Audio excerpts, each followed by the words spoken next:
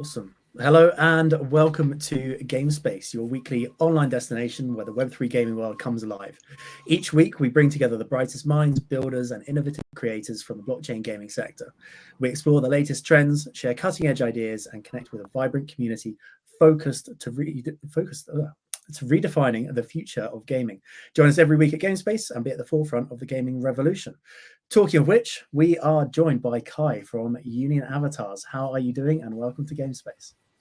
Thank you, man. Thank you for having the opportunity of participating in the podcast. Everything good here. Just getting on the mood. Awesome. I'm looking forward to it. And we, of course, have Meta Mike as well. How are you doing?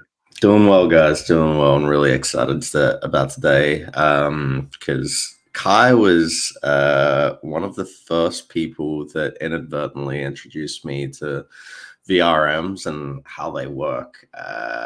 Kai had a bunch of different tutorials up online through Union Avatars at the time, and was had a bunch of guides of how to build them, how to use them.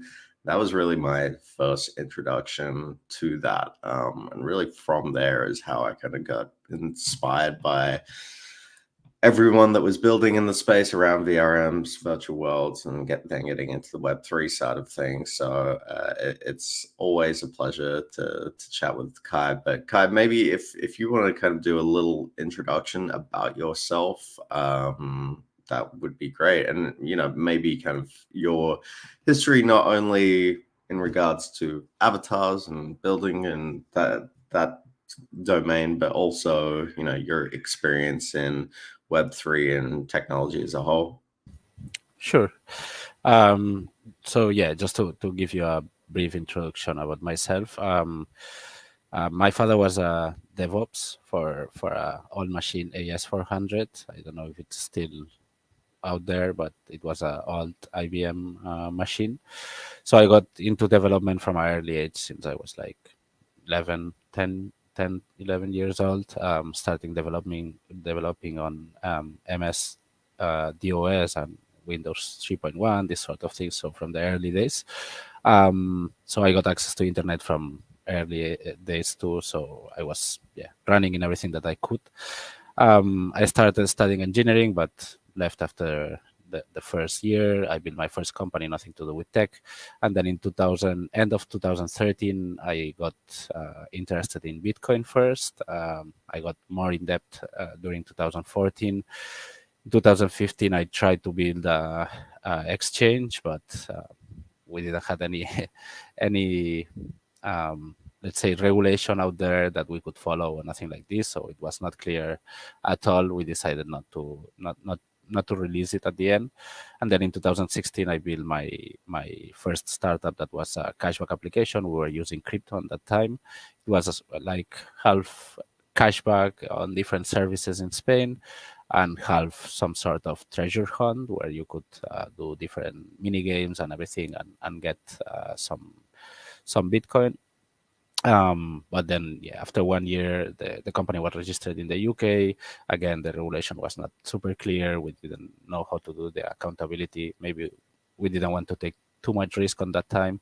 So we dropped the crypto part and we got more into the fiat, traditional, everything. We sold the company after like 1 year and a half.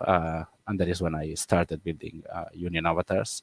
Comes a little bit from the obsession that I had with identities. Like on my side projects, I've been always trying to work on identity management systems, either off-chain, on-chain, decentralized, centralized, federated, everything, trying with different protocols. And I was a hardcore gamer too at that time. Fortunately, now I don't have that much time to play video games, but then it was a little bit the conjunction from these two obsessions, how we would represent our identities on the three virtual worlds, virtual spaces, or video games. And then it's when the idea of Union Avatars was born. And basically, our vision is to offer a system where you can have a unique identity, but then different ways of representing your identity based on the platform that you want to join. So offering different styles, different ways of creating profiles based on the interaction that you want to do with the different platforms. Well, thank you very much for that thorough overview. And it's great to kind of learn a bit more of that background because I didn't necessarily have that context. But yeah, I mean, as far as union avatars go, how would you describe the platform for users? And maybe we can kind of jump in and show people through if you're willing to do a little screen share at all. Sure. I mean, I have some different videos and Okay, presentations. cool. Yeah, If you want, Yeah, that'd be awesome. let me share a screen. One we second. love our video content. Let me see. Share screen. And just while we're pulling that up, I'm not sure if anyone tuned in a couple of weeks back, but I was actually using my Union Avatars avatar in a couple of different virtual worlds in both Hyperfy and Diverso. So yeah, if you saw an avatar, that was actually from Union Avatars. Yeah.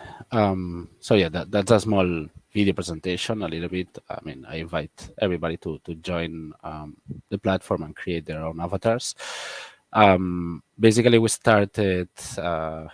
We saw like a niche, market niche, or a pain point when it comes to realistic or human realistic avatars, especially on the enterprise sector or the corporate sector, where we saw there were already some avatar companies out there, more oriented to gaming or with different styles that maybe don't fully suit um, this sort of corporate environments where people want to feel a little bit more related to their avatar.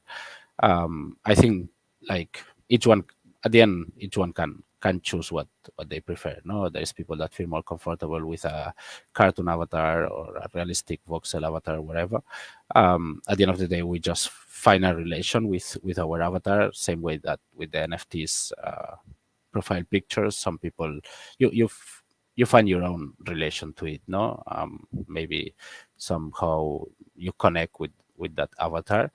But then we saw that, especially on the corporate environments, people was a little bit more easy to trust when it comes to realistic avatars. Like since several years already, you can put some, I don't know, cat filters on your Google Meet or whatever, but most of the people still try to do business meeting with their real me.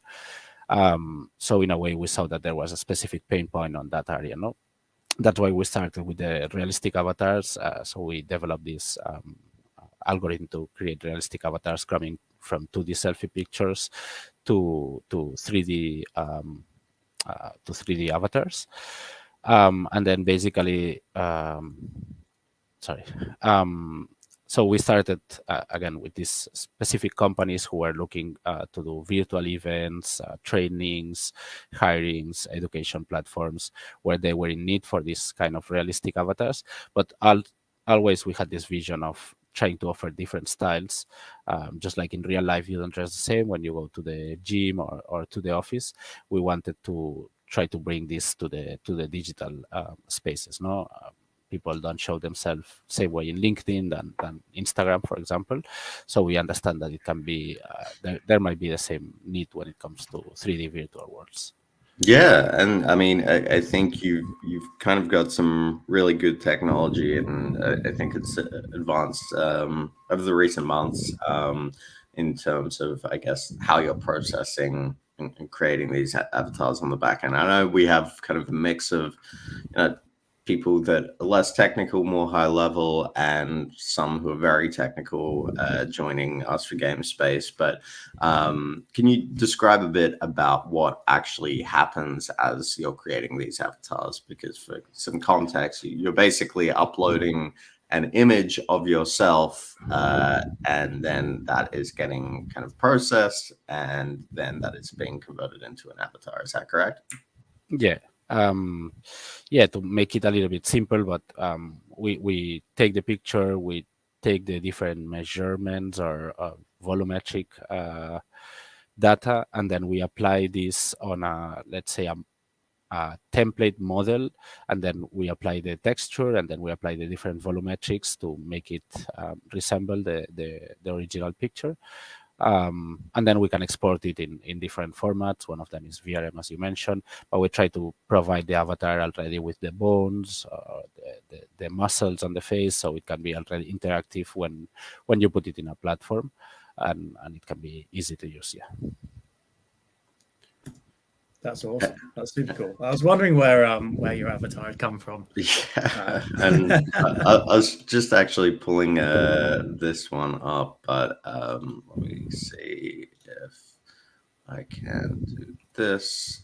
So this is one that I quickly put together the other day of Sam Altman, just from a single image. But this is a pretty good representation of what can be done very easily from a single image.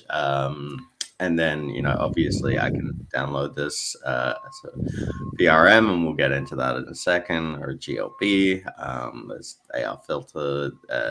But yeah, the idea being that I don't have to have it self-contained within this platform, and I can use it interoperably across different virtual environments. So, if we're ever doing something and I need to get some photorealistic avatars, I kind of I had a work event and wanted to kind of to educate people about the VRM standard a while back, and just got a bunch of LinkedIn profile pictures and threw them in and got avatars for everyone. And yeah, it was really easy to display. And I think, as you were saying, on the corporate side of things, this is the photorealism is often kind of the first thing a lot of people latch to. I think, there's two schools of thought, as you mentioned, but for those that may have been more brought up on the gaming side of things and kind of used to, pseudonymity in some way, I think that audience is very much inclined to being like, well, avatars shouldn't be representations of yourself. They should be something different. But at the same time, for the most part, not everyone was brought up being gamers, or being introduced to this concept of pseudonymity and alternative different visual identity. So it's interesting that you say that the adoption on the corporate side is more on the photorealism side. Going off of that point, when you're speaking, I guess, with organizations, in what way are they utilizing these avatars? Let's say you have an organization or corporation that you're working with, and to kind of create a whole fleet of avatars for all their employees, and then they go out and use them. How are they connected with different apps that are being used in the workplace? How does that all work? I mean, I think in our specific case, I could say in one side there is more like organizations like big corporations that they mainly use it for virtual meetings or training of new hirings, so education we can call it. So in one way, I mean, it's not only because of the avatars, it's clearly because they have these sort of platforms, but instead of having to move everybody in one specific headquarter or having a Google Meet meeting that sometimes is not the most, let's say, focused way of doing a meeting, they can use this technology to create avatars for their workers. I think that's one good point. Another good point is also sometimes we have companies more related to gaming or to social platforms where they want to build in like a bunk of different avatars. So, for example, they can use AI to create 2D images of different people, and then just create a bulk of 3D avatars that they can use as non-playable characters, or just putting them as bots or this sort of things. And then lately we also have seen a lot of traction from the fashion industry. For example, last year, let me share again, we did some collaboration with some big Spanish big brand. Give me a second. One case is Claro. This is a haute couture designer who was using our avatars to introduce one first asset. That this was the first asset that was sold in virtual and real at the same time. So we had several people who purchased the physical asset, and then they could come and redeem it for the virtual asset, so they could have a digital copy of the asset that they bought in real life. And then another one that we did is Teresa Helbig, that is a pretty famous designer in Spain. They won the most important fashion designer award here in Spain last year, and we did some presentation for the Madrid Fashion Week, for the runway that they have, where the avatars were wearing the same garments or the same dresses that the real models were wearing. And it was some sort of, you could see a copy of the person in the video, and then you could see how it become live, let's say, then with the real model that it was the one that we did the digital twin from, and the same asset that we were using. This is the one that we did for the Madrid Fashion Week. And also for them, what is interesting is that we build like a showroom where the different clients can come, can create their avatar, and then they can try on different virtual clothes. I would say that we are not on a, let's say, fitting room point yet, because sizing and this sort of things for materials is pretty hard still with the technology that is there, especially on a multiplayer platform. But it's more like a virtual try-on where you can see, I don't know, if the blue t-shirt fits with the black jeans or sort of things, and you can see it represented in your own avatar. These were the different models that were on the runway, so we did a digital twin copy of them, and then we add the assets on it. And I guess, especially on the fashion side of things, how are people responding to this? 3D has been around for a while, whether it's in the form of creations through Marvelous Designer or Clo.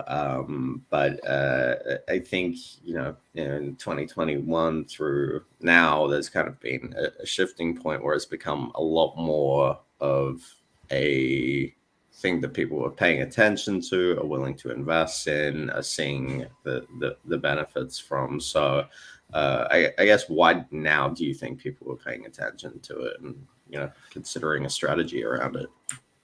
Well, the first thing I would say is that we saw a shift, let's say, from the awareness part to the actual product or return of investment that the brands can have, in the sense that, like 2-3 years ago, we were talking much more to marketing teams that they wanted to have some sort of, let's say, article on the news saying that they are into the metaverse and this sort of things, more following the hype. Now we see the fashion brands betting much more for digital fashion, looking to do a cross-sell through the avatars, for example. But also we see that some of these collections are even being designed first in 3D. Some of the big brands that we work with, they already use Clo 3D. I think Clo 3D is the way to go if you are doing digital fashion. Especially now, they created some solutions that can adapt the garments to low poly solution, so it automatically do some sort of manual processes that we had to do until now. But then we see that they even use it as a way of design the garment, get the patterns for it, and then bring it to the real life. No, so I think, especially if we talk about softwares like Clo, we see a lot of points where this type of software is being implemented. But then going up again to the avatar side, I think brands are spending more and more money, or investing more and more money in having different ways of monetization or generating revenue, and they understand that avatars can be one of these. No, and as I was saying, doing some cross-selling through the avatars that can generate revenue for them, that's one of the most interesting points.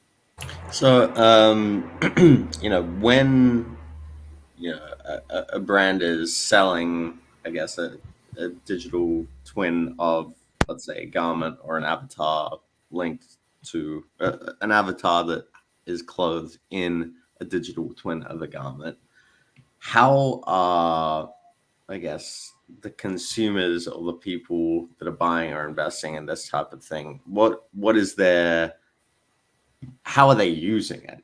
Or what's, where does the value transfer into the consumer side? Is it purely collectible? Is it something that, is supposed to have some interoperable purpose and value via interoperability? How are the more of the consumers viewing this? Well, I think here, like, there are again different aspects and different point of view. Recently, there was one market research released by Roblox where they were showing how several people test some garments or some assets first on the avatar, and once they get the, let's say, the validation from the community or from their friends, then they end up buying the actual garment in real life and dressing with it. Interesting. So I think that's a good point. I think there is another point related more to collectibles, Web3. I feel that for a while, all this digital fashion, we had several people, even me, like collecting digital fashion assets, but then we didn't have anywhere to use them at the end. So for me, that was a point that was missing. I mean, it's interesting, but like at the end of the day, we are agents, so we collect things, but I think we also want to have a place to wear these digital assets, not especially when we talk about companies that are only designing digital fashion and there is no real life asset related to it. So I think that there is different points. There is a showcase part or a ego part that you want to show off with your avatar and flex with the new garments that you buy. But I find that the avatars can be also a bridge to give utility to that garments, no, and maybe bring it to games. And then again, as you say, I think interoperability is kind of buzzword right now. Like we can talk more about something like portability or something like this that help us to bring one asset from one place to another. But I think there is, I mean, I think to have a real interoperability, we will need several standards, but this can take really long to come. But at the same time, I think there is certain standardization that if avatar companies, digital fashion companies try to get along on what should be done or at least certain guidelines, not rules, but guidelines on how to do it, I think we can reach something similar to interoperability where a designer can design something and works for different avatar providers. Avatar providers output the avatars in the same formats and the same pose and everything, so the platforms can use it in kind of standard way. Yeah, and I mean, like to your point earlier, the fact that many brands are now incorporating things like Clove 3D into their pipeline as a whole kind of shows what the impact of portability or interoperability can have. The fact that clothes are being designed not just with the concept of having a different set of tooling that's digital, but having that translate to being able to create these garments or recreate these garments in different digital environments. The fact that that's now kind of embedded within company processes, it's pretty crazy to see. So I think it's just about providing value and sharing what can be done to kind of help increase the adoption on that front.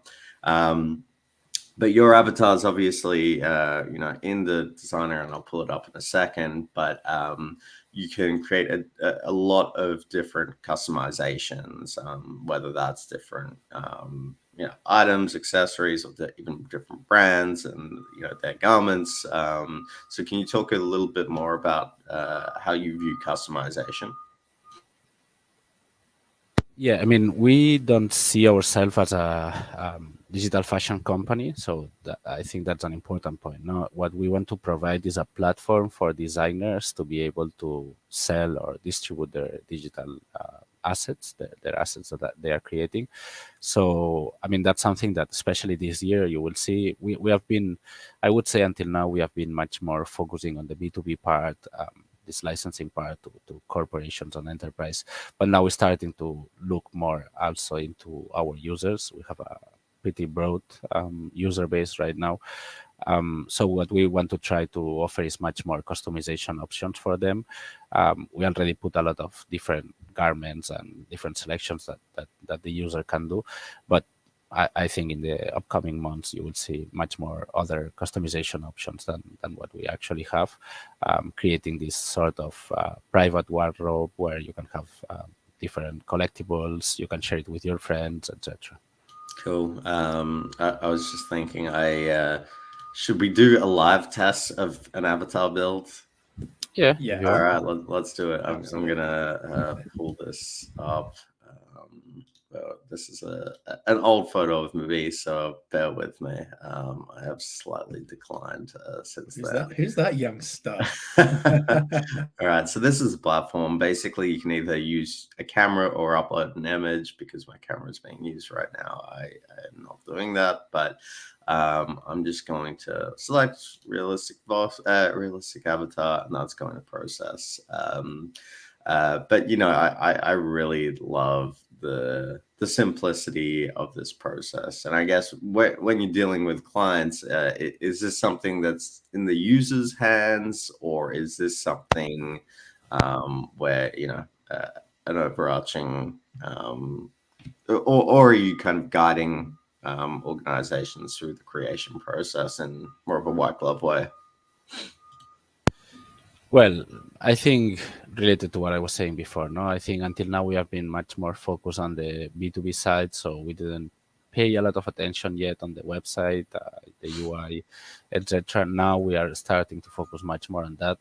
So we have some nice upgrades coming related to that and related to the customization that you can do, and providing a lot more assets and options, especially for the face, to be able to customize different parts, body weight, this sort of things. Mm-hmm. But yeah, the goal is to try to make it easy for the user, trying to listen to the feedback that they give us.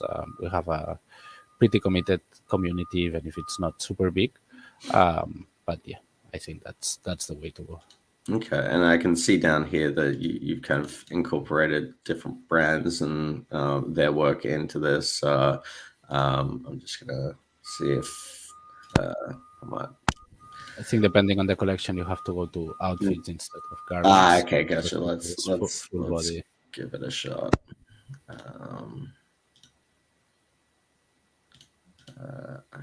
I'm just gonna go back and we'll do some quick outfit swaps. But yeah, like I think a those lot of really. ear muffs would suit you. What's that? I think those ear muffs would suit you with the Yeah, you reckon? All right, horizontal. let's give it a shot. Perfect. There we go. Avatar shirt on. Get the dinosaur going below. But yeah, I mean, very nice, simple, easy to use user interface. And I think just being able to export quite quickly is nice. Actually, let's give this one a shot. The interface reminds me a lot of the old Need for Speed games when you'd buy your car, then you'd choose like the decals, the color of the wheels, the type of wheels and stuff. Right. Just like super simple, super intuitive. Right. And I think I may have. All right. Let's start It will again. get there. I'm gonna just go down to the Mac. There we go. Beautiful. And I just need some glasses there, and then I can. Oh. Oh, because the full outfit is including Full outfit is the glasses. So okay. There we go. Cool, and then I can create that, and then I have that ready to download. So while that's downloading, let's move on to I guess the the competitive landscape at the moment. There's obviously a few different alternatives for avatar creation. Whether that's Ready Player Me, whether that's more bespoke asset customizers. How do you view yourself in the competitive landscape for avatar creation, and how do you separate yourself from the competition? I mean, I think until now, basically, we have been differentiating ourselves on the fact that we are realistic avatars. I would say that's the first point. But then moving forward, I think the two key points for us is, again, like I would say I'm not a hater of any type of style. I love all of them. I really like Ready Player Me, Avatar, and all the solutions that you can find there, and even the avatars that the people create by their own. I think what we need to find is a way to be able to manage all of them from the same account, so we don't have to be creating, let's say, fragmented identities that are separated across different platforms, different virtual worlds. So I think the two key points that we have is, one, offering different styles, and that's what you will see on the next release that we are doing, that we are adding different styles, as I was mentioning before. And then also our focus in trying to be Web3 ready as much as we can. So I think that's an important part. No, all the Web3 community. Also, there is still most of the users in Web 2. I think it's interesting to start to apply blockchain technology, and start to, let's say, work with all these platforms who are into Web 3. So I think one of our goals is also trying to be as much interoperable through blockchain as we can. So I would say that the main one now is the style that we have, but in the future, the goal is to incorporate different styles as much as we can, so that people can reflect in a wide variety of styles based on their preferences, I would say. Yeah, 100%. And talking about the interoperability aspect, I'm actually, let's see, did that transfer? Yes, it did. So I just downloaded the VRM avatar, and now I'm in, one of my worlds in Hyperfire. And I just drag and dropped it in here, and I could try this avatar on within the environment, within the game world. So I'm just gonna do that quickly. Should just take a couple of seconds. And this is nothing to do with the file, so if it doesn't work, it's not your guys' fault, obviously. All right, look for it. There we go. Oh, nice. Got nice little emissive robot happening there, and this is obviously just one application that I can use it with, but obviously there are plenty of others as well. So talking about the VRM standard quickly, because again, that's how this whole thing began. How did you first catch note of it, and why was it of interest to you, as something to pursue? Well, we saw, I would say, two points of interest when we started to look into VRM. We saw a lot of people coming from the V2verse space, especially coming from Asia, I would say, where they were already really familiar with that VRM format. That is, at the end of the day, is an open source format, so that's a good point there. Specifically made for humanoid, so that was also an interesting point. And we saw the trend of some platforms in starting to use this type of avatars, like Hyperfi on Cyber, recently Nifty Island. So we saw that was a really good path to go. At the end of the day, VRM is a evolution, or it's built on top of GLB. I'm not sure if it's an evolution, but it's built based on GLB, so it already have a lot of data that you can use. It's not a closed format like other formats. So I would say that probably the three most interesting formats now is VRM, GLB, and probably USD is getting a lot of traction recently now. But definitely VRM is open source format that we wanted to support too.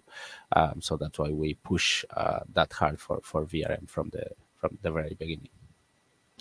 Right, and I actually just got another application up and running. I think the lighting's a bit off in this world, so you'll have to forgive me. But you're talking about the VTubing, so I just had to pull off a VTubing example. But this is the avatar being used. I've got facial tracking up on the left, as you'll see here. I don't know. Yeah, there's hand tracking too. So you can very easily, quickly utilize these identities that you're building in all these different environments. So I think that's something that immediately draws me in. How do you kind of explain the value proposition there to people that don't really have exposure to the ecosystem? How do you convince someone that sees your platform at like a conference or something? How do you translate the value proposition for them of how this can be used and why it's important to have an interoperable avatar? Well, I mean, first of all, super nice. Which application is that? This is Kaleido Face 3D or Kaleido Face 3D. I don't know if I can share a link or anything, but yeah. Later I will ask you for of course. Super nice. I've been trying other platforms, but this one looks pretty good. So I think there is different value additions that you can have. In one side, again, I think this VTubing is pretty a trend on people who somehow they want to showcase themselves through an avatar that can make them feel more comfortable, even if it's a realistic avatar or something super different from their actual me. So I think on this specific area, we are going to more gaming or geek related people, let's say. For traditional web, like virtual calls or something in 2D, I still see some value, just from the fact that you can be always in a good aspect, let's say, even if you wake up 10 minutes ago and you're feeling tired, at the end of the day is a good way of presenting yourself. But again, I think everything comes down to the virtual representation that you have, that you want to have from yourself. So allowing more choices to people or more ways of representing themselves is always a positive thing. No, we found people who, same way they might or might not like realistic avatars or cartoon avatars, you have people who prefer to showcase themselves exactly like they are. Some people want a better version of themselves. I don't know, like maybe I found people who maybe they are a little bit fat and they say, oh, I prefer to have a thin avatar. But then also I found people who say, no, I prefer to have the exact digital twin of how I am. No, so at the end of the day, like each person is different, and the reason why they want to use avatars is different. But I think it's important to give them the choice. And you do a lot of physical, in conference activations, kind of showing people this technology. I really am kind of curious how people react that maybe don't know what an avatar is. Like how does that interaction typically go? I mean, especially when we go to physical events, what we do is like we have like what we call like a photo booth. So at the end, it's like a big screen, like touch screen, where you can generate your avatar and then see your avatar in AR and probably take some pictures with it. The feedback is always good. It's always fun to see yourself in a AR filter and take a picture with yourself.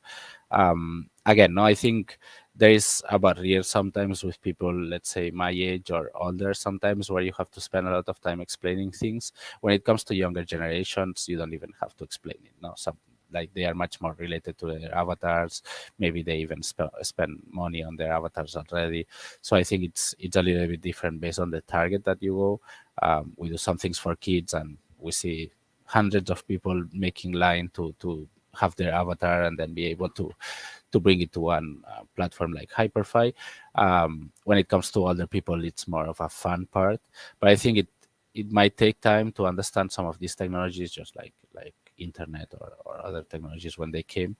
But again, I think it's interesting to see the feedback, people sharing the picture with their friends, everything. We still have, I don't know, like there was a time like 3 years ago where we were allowing people to, I don't know if you can see it, but like export their avatar in a NFC key, and then they can keep it like a key ring, no? And I still have people now, like 4 years after that, sometimes they come to me and they say, oh, I still have my avatar in here, and I keep showing it to people and everything. So they still like to have this digital identity or this digital twin to showcase. That's super cool.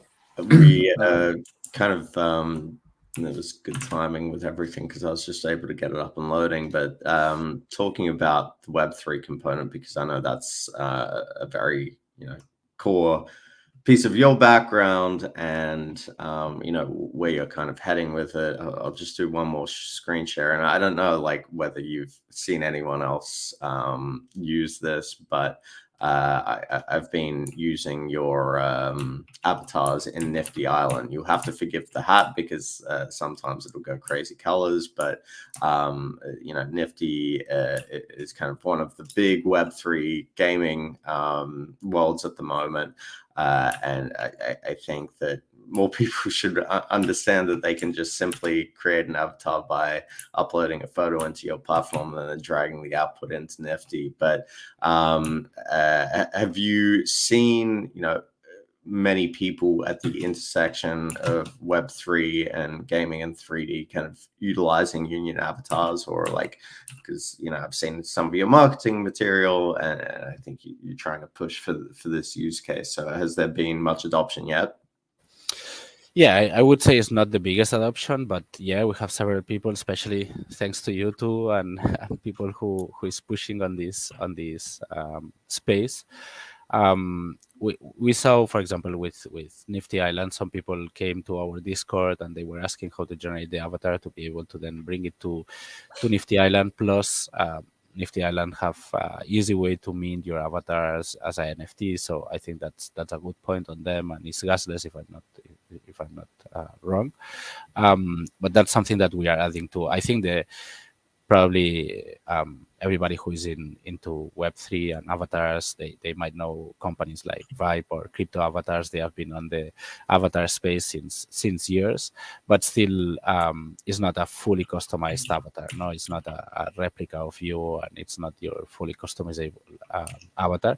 So I think that's the interesting point where we add value.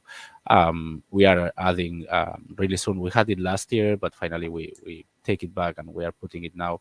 The option of minting your avatar as an NFT, and then accessing platforms like Nifty Island or on Cyber or Hyperfy that allow you to import your avatar from an NFT. So are you doing that on a particular chain, or how are you thinking about that?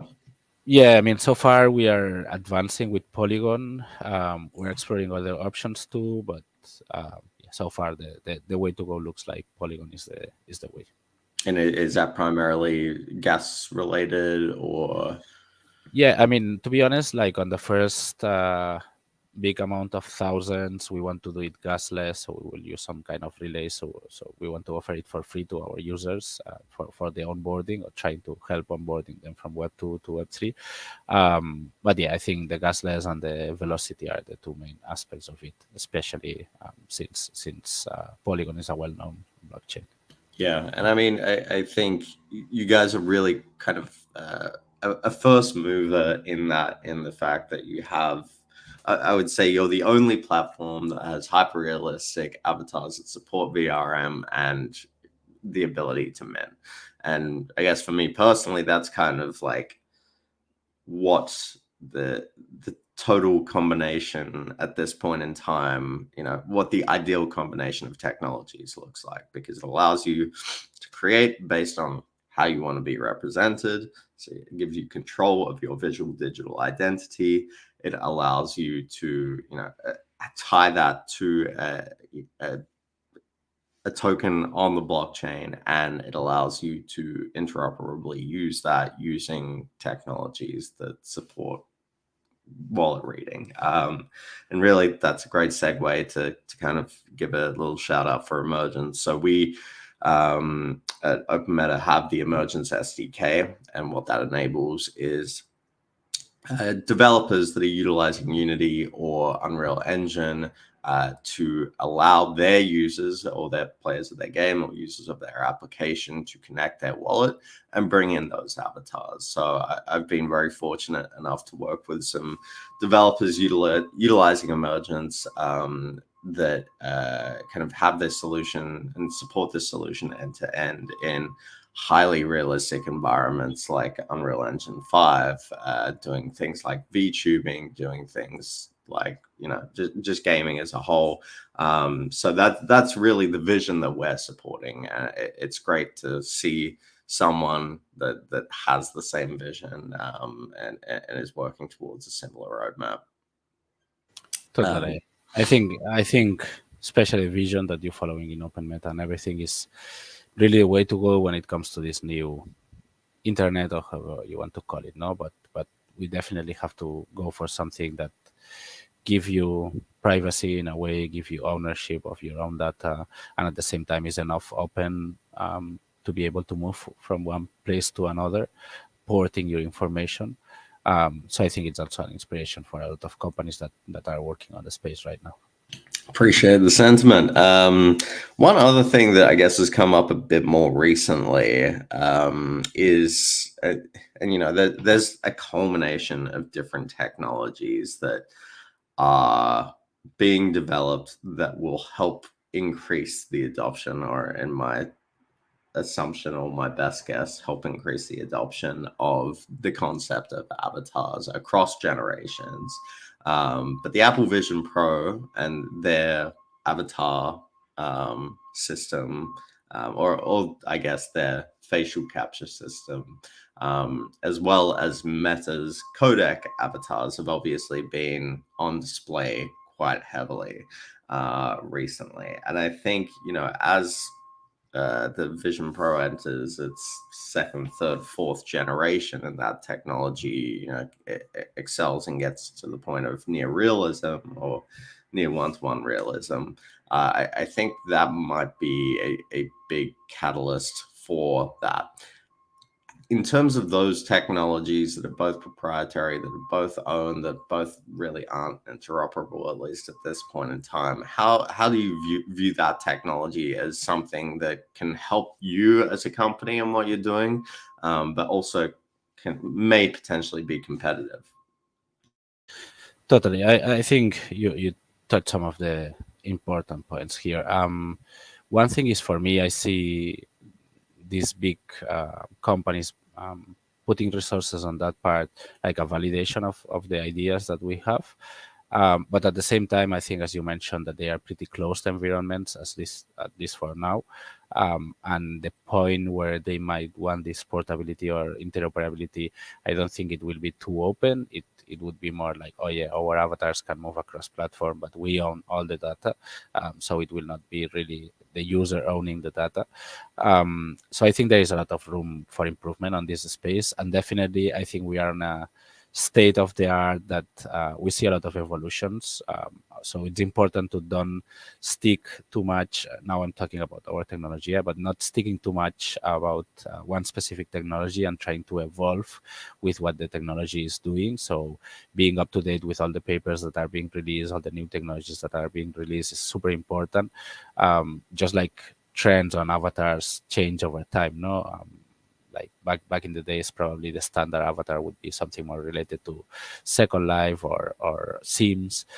Now maybe it's more related to a look like Fortnite. In some years, it might be more related to Roblox. All these things are changing and evolving. So it's important to don't stick too much with one specific way of doing things and try to evolve with the technology. So that's a little bit my motto. No, I think it's interesting. I think it validates a lot of ideas. It can be a competitor too, definitely, but at the same time, I think it's important to don't stick too much to one specific technology and just evolve with the wave that is happening and try to adapt to every new paper, every new technology that is coming, to make sure that you are on the pioneer point, let's say, for whenever reach. Yeah, and I mean, sorry, go ahead.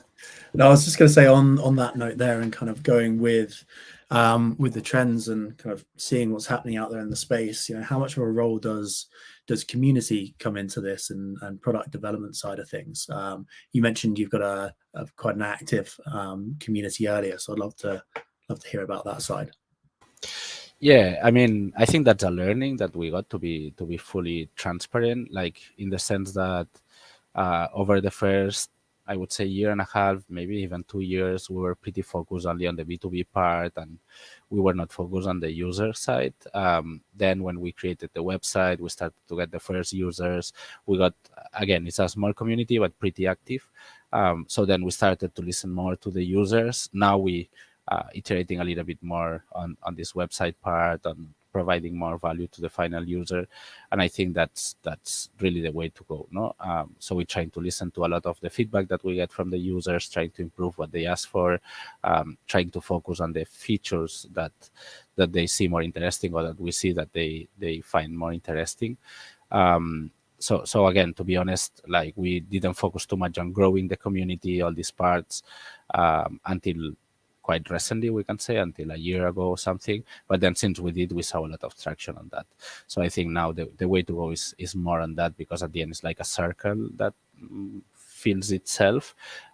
So not focusing only on the corporations and enterprise, but also focusing on the final user, on the designer. We getting a lot of traction from fashion designers, and I think this is really interesting, and it's something that maybe in the past we were not understanding that much as we do now. Yeah, and I mean, this is kind of going back to a previous conversation that you had, but you're saying you having more contact with fashion-related communities or people utilizing it for fashion-related products, and obviously with a lot of the virtual worlds at the moment that support VRM, a lot are web-based or a lot require optimized assets. And for those who aren't familiar with what I mean when I say optimized, I'm talking about assets that are basically lightweight, portable from a mesh density perspective and a texture perspective, but just something that has a small file size and is easier on a GPU to run. So when you think about optimization and the fact that you are dealing with realistic assets, how do you kind of balance the trade-off between going too optimized and being not realistic enough to too realistic enough to optimize enough? Yeah, I think that's one of the biggest challenges, that we have this leverage between the biggest quality or the highest quality that we can have, but at the same time optimizing it enough so the file is not too big. I think on that specific case, there's advantages if you are not using a realistic avatar on the different styles that we will provide in the future. That's something that is super easy to solve. You are going to much more plain textures and things that make it super light, one specific avatar. When it comes to realistic avatars, I think there's a challenge, especially on the hairs, for example, or the texture that you are using. So finding this lever between what I was saying, the highest quality and the lowest impact on the platform is one of the most important points, and trying to understand that you work on this specific framework of limitations. That's something that even we have a lot of designers that they design in Cloud 3D. That's why I was mentioning that it's interesting, this tool that they are doing for optimization, because we have a lot of fashion designers who come more from the traditional fashion world. So they do super high quality garments, but they are super heavy. So when it comes to doing the topology, so trying to reduce the weight or the quality in a way of the garment to make it fit for a multiplayer platform. There's certain restrictions that sometimes the fashion designers don't understand and need to learn this process. So I think it's changing over the time, and each time we see more people who is familiar with that. But it's a mix of gaming industry and fashion, so that's the perfect fit. So I would say that that's a challenge. At the same time, and we reflect several times about it, is like, until when it will be like this, no? Because technology is evolving really fast. There are new ways of having multiple users, thousands of users on the same platform, maybe without collisions now, but in the future it might be with collision. So at the end, I think the technology is improving. So hopefully in 2 years, we don't have to worry anymore about the weight of an avatar. We can use a super high quality avatar on a multiplayer world. But let's see, like really, but I think there is a lot related to the technology. Yeah, and yeah, it's best to not keep the limitations that are now and build around that, but kind of be flexible for what's going to be produced in the future. Yeah, I mean, Kai, it was fantastic having this call with you as always. Yeah, thank you so much. Yeah, I really enjoyed talking. And if anyone hasn't checked out Union Avatars yet, just head over to unionavatars.com to sign up for an account. It's all free, and you can go in, put your image in either through your webcam or through a photo upload, and go design your character, and then you can download it as a VRM or GLB, take it to different virtual worlds that Emergent support and others support. But again, thank you for your time, and we'll have to have you back on, because I know that there's a lot of different things going on your end to advance the platform and technologies. So thank you for your time. Thank you for the invitation. Thanks so much for joining us. Really appreciate that. See you soon. Take care, guys. Ciao, ciao.